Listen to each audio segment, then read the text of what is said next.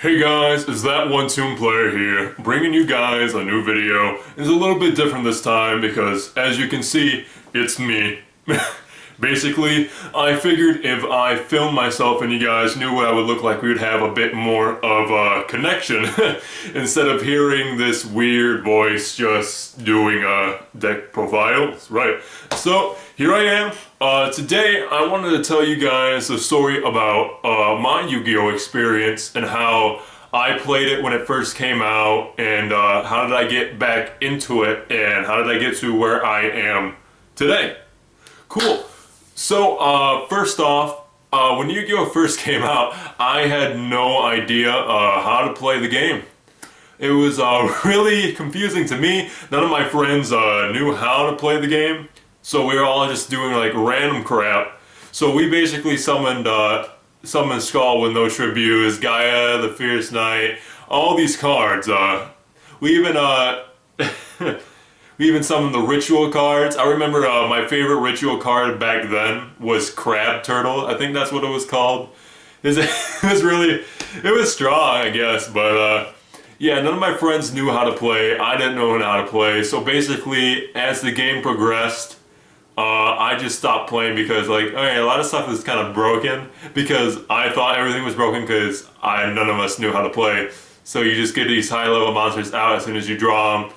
I think it was because we watched the Duelist Kingdom arc, so no tributes, no nothing, so that's how we kind of played by the rules. It was really, everything was just everywhere. Alright? So, fast forward time to about, it's either senior year of high school or junior year high school, I don't quite remember, but I have a friend, I don't know if he wants me to call him by his name, but yeah, I have a friend, and he was like, oh yeah, hey guys, do any of you play Yu-Gi-Oh one day? I'm like, Yu-Gi-Oh, that's for kids. Here I am, like an 18, 19-year-old fella, and it's like, Yu-Gi-Oh, what the hell? Why are you playing Yu-Gi-Oh? But I said, no, I don't play anymore. So he figured out that I did play by saying that. And yeah, that's where kind of things started. Like, he slowly kind of kept picking at me like, hey, if you want to know how to play Yu-Gi-Oh, I can tell you, like, I can get you back into it. And I'm like, no, it's all good. I don't need that in my life right now. Because I'm a gamer, so I collect like lots of games, collector's edition, stuff like that. So I already had one expensive hobby. But at the same time, I didn't know it would be this expensive to play the game.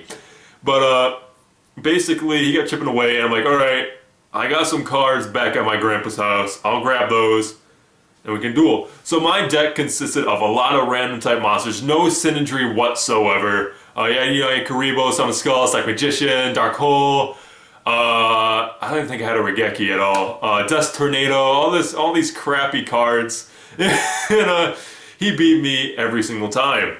I then got a water deck, and he beat me every single time with it because I had no synergy as well. But basically, I'm like, hey, look at all these strong monsters. That was my head when I was getting back into the game. It was a lot of, oh, hey, yo, this monster's strong. I'll play him. I'll take this strong monster. I was about, combo-wise, I wasn't really sure you can do really much combos in Yu-Gi-Oh! But time progressed, I'd say about 2 months in, the Battle City packs came out, and they had a lot of retro cards in them. And those were back for when I was watching the show. I had no idea XYZ or Synchro monsters even existed at this time.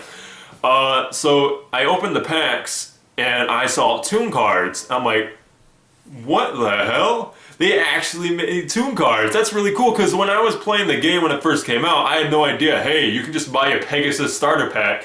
I probably saw them around the store like 3-4 times, and I didn't give them the time of day. But I really love the Toon arc and the Duelist Kingdom part of the show, and it was really good. So I'm like, oh man, this is cool. Oh, I got 2 Mermaid, you got Gemini Elf. I never saw this one before.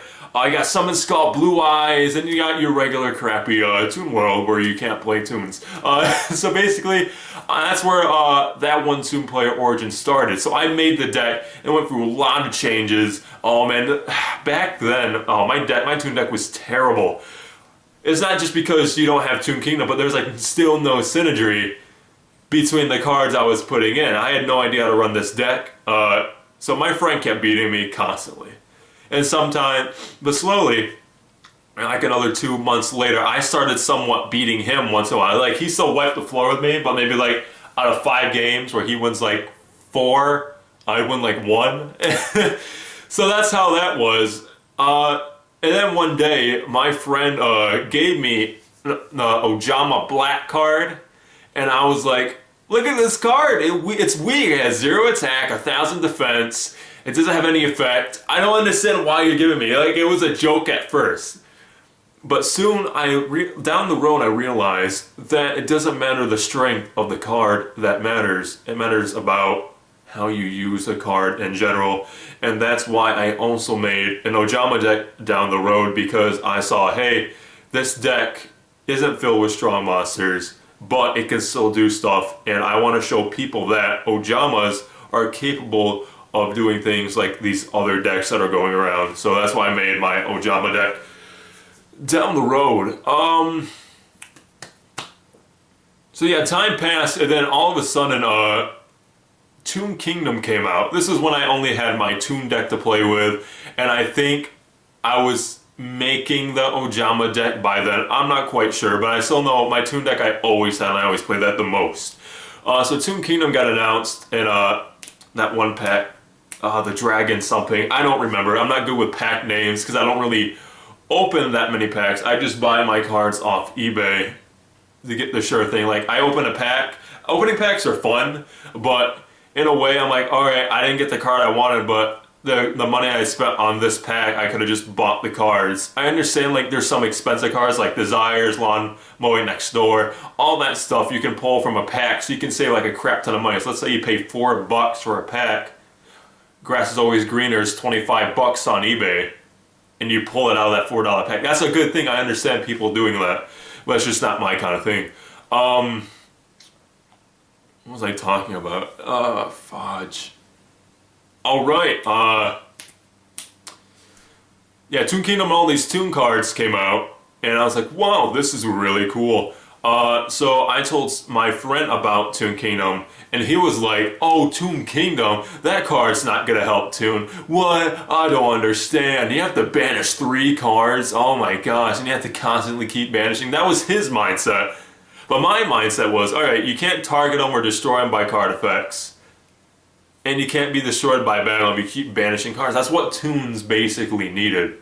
Alright, Mimic Cat was cool too. I was really excited. That was actually my first Toon support card I got from the new set. It was like 20 bucks. I bought it off a card store. Funny thing is, I don't run Mimic Cat anymore. I have to in my trade binder. And I wish Mimic Cat was a quick play spell card.